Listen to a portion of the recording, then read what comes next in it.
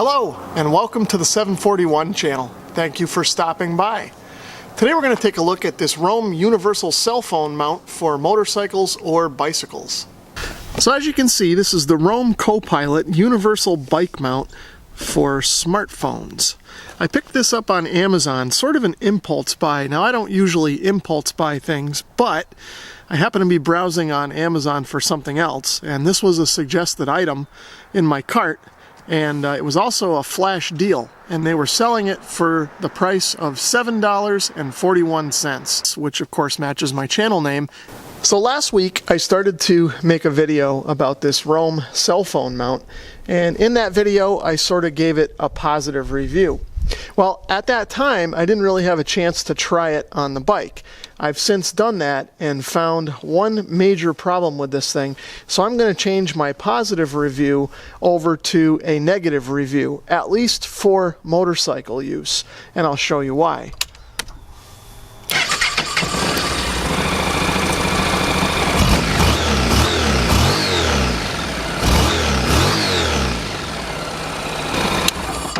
So hopefully you were able to see that in the video, but as the bike is running, even though this bike runs pretty smooth, this thing was just shaking all over the place. Now these cell phones are designed to be pretty rugged these days, but they still contain electronics, and over time, if they vibrate like that, it can cause stress fractures in the circuit board or the solder joints that are in there. So for that reason alone, I don't think I'm going to use this on my motorcycle. The other thing that I don't like about this is this plastic pivot ball mount. Now you may be able to see here, there's sort of a sharp corner there where the ball meets the shaft. Now with all that vibration on the handlebars of the motorcycle there, this is going to be a stress riser, or a point where a crack could develop. And over time, this could just kind of pop off without warning. Now cell phones these days cost upwards of $1,000, and I'm not going to trust my device to some cheap plastic thing like this, at least not on a motorcycle. I probably wouldn't even trust this on a bicycle at this point. So what I'll do now is I'll cut over to some clips from my original video so you can see sort of the details of this mount, how it goes together, and how I initially was going to mount it on the motorcycle. After that, we'll come back and I'll show you guys what I am going to do with this mount. So here's a look at the back of the box. If you want to read through what's here, you can pause the video and do so. Here's a look at the side of the box. Again, if you want to read this, feel free to pause the video. And a look at the other side of the package, which contains the mounting instructions. Again, pause if you want to read it. And a look at the bottom of the package. You can see the model number and stuff there. And something interesting that I just noticed was that it says this thing is designed in Maine, but made in China. So here's a look at what you get in the box. First of all, you've got the mount itself here with one of the silicone rubber hold downs already mounted to it.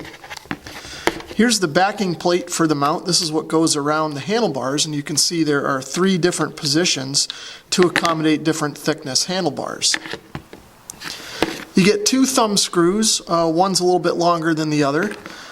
You get 2 extra silicone hold downs. Now these are both bigger than the one that's on the unit, but I believe that these 2 are both the same size as each other. So let's take a closer look at the mount itself. You can see that it's all made of plastic with the exception of one nut here for the thumb screw, which is a regular metal nut. And then in here we have some regular metal springs that seem fairly decent. Okay, so let's mount this on the motorcycle now. Now for reference, this is a 2013 Honda NC700X. And where I'm going to put this mount is right here in the middle of this gooseneck. Now you may think that this would be in the way, but I've kind of already done a quick test fit and I think everything is going to work out just fine there. So you can see I've got the bottom plate there first, and I'm going to use the widest setting of the mount, so to speak, and just clip that over. Now I'll come over with the thumb screw and get this through. This is probably the trickiest part, and because of the clearance issues here, I'm going to use the shorter thumb screw. Okay, once I get a thread to catch, this is going to be a lot easier. Okay, so I've got that tightened up. It's not overly tight, but tight enough so this isn't going to move. Now, even though the little nut that's in here that catches the thumb screw is a regular metal nut, the rest of this thing is made of plastic, so if you tighten it up too much, it's going to stress and crack it. So now I'll put my phone on here, and you can see the jaws just spread out to accommodate the phone.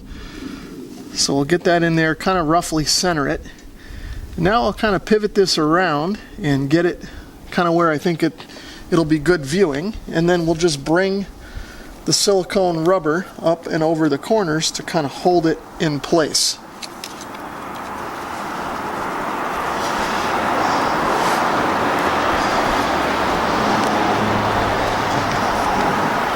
So now we'll do some final adjustments on the angle of the phone, and then we'll just kind of tighten down the thumb screw at the back of the mount where the pivot ball is to lock it in place.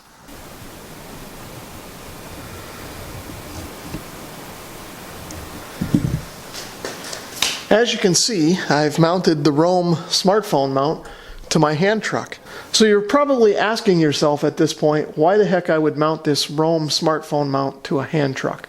Well, the reason is that it's a little bit better cell phone mount than this selfie stick. Well, again, you're probably wondering why there's a selfie stick on here in the first place. The reason is that this is what I've been using for live streaming when I've used my cell phone. I'm able to kind of wheel this hand truck where I need it. I've had the cell phone in here in the past, and I could kind of pivot this around and get the angle that I needed. Well, as you can see, this isn't the most stable or secure arrangement in the world. It worked, but I kind of had to fool with it a little bit to get things where I wanted. I think with the Roam cell phone mount, I'll have a little bit more range of motion here for the phone, as you can see. And then once I lock that pivot ball in place, the phone won't go anywhere and it'll stay a little more securely than this thing. So that's about the best use I could find for the Roam cell phone mount here. I don't trust it on my motorcycle. I don't really trust it on my bicycle either. I looked around in my vehicles to see if there was a way I could mount it in there, but I really couldn't come up with anything. So I think this is going to be it for me. Okay, that's pretty much going to do it for the Roam Copilot smartphone mount. Now, as I've said in the video, I really don't recommend using this on a motorcycle or a bicycle. Anyway, if you enjoyed this video or found it useful, please give it a thumbs up. And if you'd like to leave a comment or subscribe, feel free to do that as well. And if you're still interested in learning more or purchasing one of these things, there's a link to the Roam Copilot Amazon product page in the description below. Thanks for watching.